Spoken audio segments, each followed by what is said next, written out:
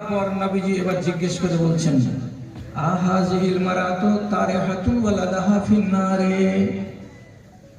তোমরা বলো তো, এখানে যদি আগুন জ্বালানো হয় খেজুরের শুকনো ডাল দিয়ে, এখানে দাউ দাউ করে যদি আগুন জ্বলে, আর আমি যদি বলি, তুমি যদি বলো, কেউ যদি বলে, এ মেয়ে ছেলে বাচ্চাটাকে জ্বলন্ত আগুনে ফেলে দাও আমাদের চোখের সামনে, আর ছেলেটা পুড়ে ছাই হয়ে যাবে 10 মিনিটে, যদি ওই মেয়েটাকে বলা যায়, তোমরা বলো তো এই মেয়ে ছেলেটা কি তার এই বাচ্চাটাকে আগুনে ফেলতে পারবে?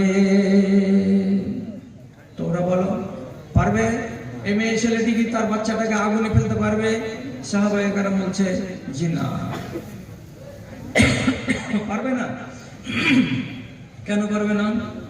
তার মায়া আছে, তার মমতা আছে, তার দয়া আছে, তার মুহাব্বত আছে।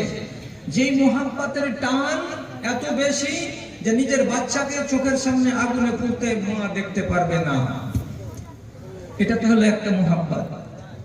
এবার আমি বলছি, আপনারা সবাই জানেন আমাদের নবী দয়া মায়া কতটা ছিল, যে রব্বুল আলামিন নিজে আমার নবীকে উপাধি দিলেন, তাকে লকব দিলেন, কি বলে, যে আপনি হলেন রাহমাতুল লিল আলামিন, সারা দুনিয়ার সকলের জন্য আপনি রহমত।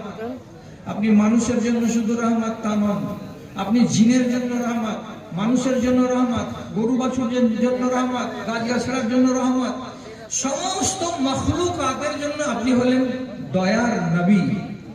তাহলে আমার নবীজি কতটা দয়াশীল ছিলেন এটা আন্দাজ করুন। সেই দয়ার নবী আপনাকে কতটা ভালোবাসেন, এই ভালোবাসাটাকে একবার আমাকে মাপতে হবে। এখানে আপনি আমার সাথে থাকুন কয়টা মিনিট, মাপবো যে আল্লাহর নবী আমাদেরকে কতটা ভালোবাসতেন। দেখি কোথা থেকে দেখবো, চলুন একটা সুন্দর কথার দিকে আপনাকে আমি নিয়ে যাচ্ছি। একদিন নবীজির উপরে একটা আয়াত নাজিল হলো। কি আয়াতটা নাজিল হলো? সেই আয়াতটা নাজিল হয়েছিল হযরতে ঈসা আলাইহিস সালামের উপরে। ঈসা নবীর উপরে যে আয়াতটা নাজিল হলো, হুবহু সেই আয়াতটা আমার নবীর উপরেও নাজিল হলো। আয়াতটার তর্জমা কি, আয়াতটা কি রাসূলুল্লাহ জানতে পারলেন। আয়াতটা হলো এই, ইন তুআযিবহুম ফাইন্নাহুম ইবাদুকা ওয়া ইন তাগফির লাহুম ফাইন্নাকা আনতাল আজিজুল হাকীম। একদিকে কোরআনের তিলাওয়াত আর একদিকে এটা হলো দোয়া।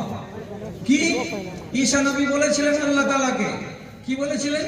হে আল্লাহ, আমার জাত, আমার সম্প্রদায় এর একটা ভুল করেছে। কি ভুল করেছে? একই সঙ্গে তিনজনকে মিলিয়ে মাবুদ বানিয়েছে। আমার আল্লাহ আসমানে আছেন, তাকে ডাইরেক্ট মাবুদ বলেন নাই। আমার উম্মতিরা আল্লাহর সঙ্গে সঙ্গে আমার মাকে নাউজুবিল্লাহ আল্লাহর বাড়িওয়ালি বানিয়েছে, এবং আমাকে, আমি যে মারিয়ামের পেট থেকে পয়দা হয়েছি, আমাকে আল্লাহ রাব্বুল আলামিনের বেটা সাব্যস্ত করেছে। অথচ আল্লাহ রাব্বুল আলামিনের বিবি নেই, বাল বাচ্চা কেউ নেই, তিনি এগুলো থেকে পাক। তাহলে এত বড় অপরাধ করেছে কে? তো আমার জাতি, আমার কওম। এরপরেও আমি তাদের নবী তোমার কাছে দোয়া করে বলছি, আরে আল্লাহ, তুমি এদেরকে যদি আযাব দাও, তুমি যদি এদেরকে শাস্তি দাও, ফাইন্নাহুম ইবাদুকা, এরা তো তোমারই বান্দা। তোমার বান্দাকে তুমি যদি আযাব দাও, তো তুমি বুঝবে যে তোমার নিজের বান্দাগুলোকে কেন আযাব দিলে। আর তুমি যদি মাফ করে দাও, তুমি যদি ক্ষমা করে দাও, তাহলে তোমার নাম গফুরুর রহিম। তোমাকে কেউ জিজ্ঞেস করতে যাবে না যে আসামিগুলোকে কেন মাফ করে দিলে, আযাব কেন দিলে না। দুয়াটা তো বড় মিষ্টি। আযাব দাও তো তোমার বান্দা, আর যদি ছেড়ে দাও, মাফ করে দাও, তো তোমার নাম গফুরুর রহিম। কেউ তোমাকে কোনো কথা বলবে না। এত মিষ্টি কথা যখন ঈসা আলাইহিস সালাম জানতে পারলেন, দোয়া বললেন। আর নবী ঈসার গত হওয়ার পরে নবী বলছেন, আমি যেদিন জানতে পারলাম এমন সুন্দর আয়াতটি নাযিল হয়েছিল, আমার আগে 700 বছর গত হয়ে গেছে নবী ঈসা তার উপরে, আমি তখন মনে মনে আনন্দিত হয়ে গেলাম। এবার রাসূলুল্লাহ কি করলেন? এই আয়াতটিকে যেদিন নাযিল হলো, সেই দিন ঈশা নামাজ পড়ে নেওয়ার পর মসজিদ যখন খালি হয়ে গেছে, তখন তিনি শুরু করলেন এই আয়াতটাকে পড়তে। কতক্ষণ পড়লেন খেয়াল করুন। কানা ইউরাদ্দিদু হাযিহিল আয়াতা তুলাল লাইলি, ইশারের পর থেকে শুরু করলেন একই কথা বলতে আল্লাহ তাআলার সামনে। একবার মসজিদের উত্তর দিকে যান, একবার দক্ষিণ দিকে যান, একবার পূর্ব দিকে যান, একবার পশ্চিম দিকে যান, হেঁটে বেড়ান, চলে বেড়ান, সারা মসজিদের ভেতরে পায়চারি করে বেড়াচ্ছেন। আর একই দোয়া, একই কথা, একই আয়াতকে পড়েই যাচ্ছেন।